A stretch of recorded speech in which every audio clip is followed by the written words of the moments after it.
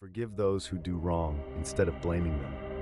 Show compassion for those who lack wisdom and make mistakes, just as you would for the blind or the lame. One who can do this will not be angry, hateful, cursing, blaming, resenting, or insulting anyone. When people do wrong, should we blame them or forgive them? The Stoics remind us that people do not intentionally do wrong. They have minds but cannot use their reason correctly. In other words, they are acting without clarity of thought and are unaware of their wrongdoings. Imagine someone wrongs you. Maybe they spoke harshly, made a mistake that hurt you, or behaved rudely.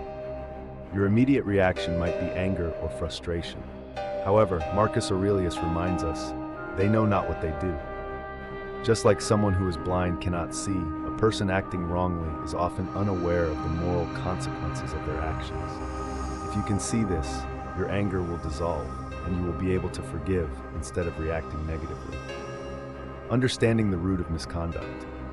The Stoics, particularly Marcus Aurelius and Seneca, remind us that people do wrong not because they are evil, but because they lack wisdom. They are, in a way, ignorant, like someone who cannot see clearly. This ignorance prevents them from understanding the full impact of their actions, much like a person suffering from a mental or emotional ailment cannot fully control how they behave.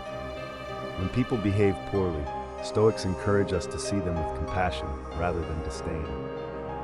Marcus Aurelius emphasized this by stating, "We are all brothers and sisters. We are all part of the same body of humanity. When one person falters, it is up to the rest of us to help, not harm." A story of compassion. Consider the story of a man who faced constant criticism from a coworker. This coworker, for whatever reason, seemed to harbor resentment and hostility toward him. Each day, the man would be faced with harsh words and unwarranted judgment. But instead of responding with equal hostility, he chose to reflect on what Marcus had taught. He asked himself, is this person truly aware of the harm they are causing?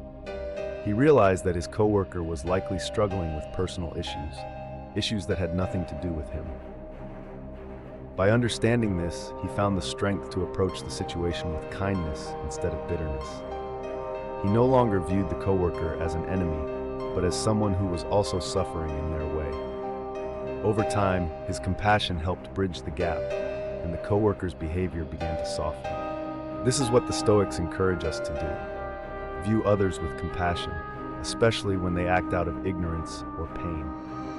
Instead of retaliating, seek to understand what is motivating their actions. They are hurting themselves. One of the powerful teachings of Marcus Aurelius is the idea that people who do wrong are actually hurting themselves more than they are hurting others. They may not realize it, but by choosing to act unjustly, they are damaging their own souls. Marcus Aurelius likens this to a natural process, comparing the situation to a fig tree producing figs or a horse neighing. Just as it is natural for a fig tree to bear fruit, it is natural for people who lack wisdom to make mistakes. Expecting people to act perfectly all the time is unreasonable, just as expecting a fig tree to produce something other than figs would be absurd. When we accept that mistakes are part of human nature, we can better handle them with patience and kindness. Marcus also teaches us that the person who acts out of ignorance is not truly aware of the harm they are causing. They may think they are justified in their actions, or they may not even realize the extent of their mistakes. Either way, they are the ones suffering most from their poor choices, even if it's not immediately obvious. Another example of forgiveness. One of the most famous examples of forgiveness comes from the life of Nelson Mandela.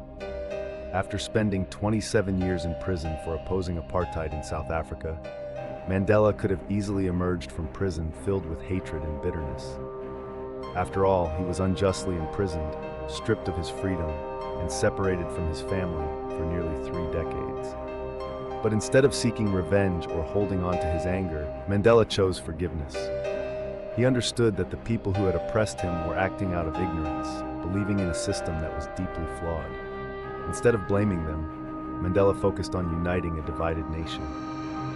His capacity to forgive, even after such a tremendous personal sacrifice, showed the world the power of compassion over vengeance. Mandela's approach aligns perfectly with the Stoic philosophy. When others do wrong, they are harming themselves more than they are harming us. By forgiving them, we not only free ourselves from the burden of anger, but also create the possibility for healing and reconciliation. Why blame when you can forgive? As we go through life, we will inevitably encounter people who wrong us, whether intentionally or unintentionally. But instead of holding on to grudges, we can choose to respond with understanding and patience. Marcus Aurelius reminds us that it is our choice whether to allow someone's actions to hurt us or not. He says, "You can be harmed by nothing if you choose not to be harmed." The next time someone says or does something that angers you, pause for a moment and consider this. What is driving their behavior? Are they acting out of ignorance, fear, or insecurity? Could they be struggling with their battles that you cannot see? Once you begin to see the world through this lens, it becomes easier to forgive. You realize that most people do not intentionally set out to hurt others. Often, their actions are a reflection of their internal struggles.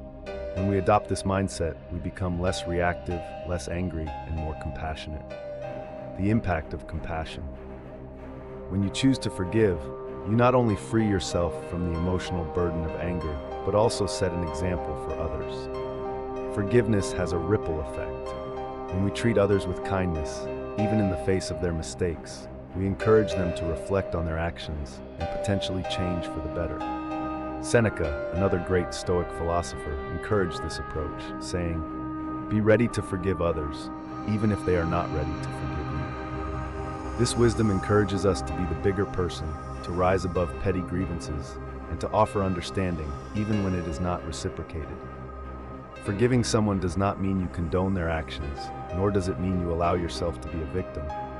It simply means you choose not to carry the weight of anger and resentment.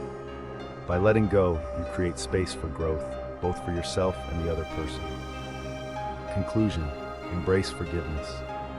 In conclusion, the Stoics teach us that forgiveness is not just an act of kindness. It is a necessity for inner peace. When we choose to forgive, we choose to live in harmony with ourselves and the world around us. People will always make mistakes, and many times they will not even realize the harm they cause.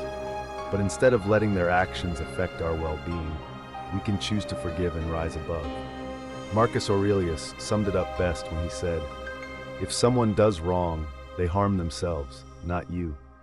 Remember, you are in control of your reactions. The next time someone wrongs you, choose compassion over anger, forgiveness over blame, and you will find a deeper sense of peace."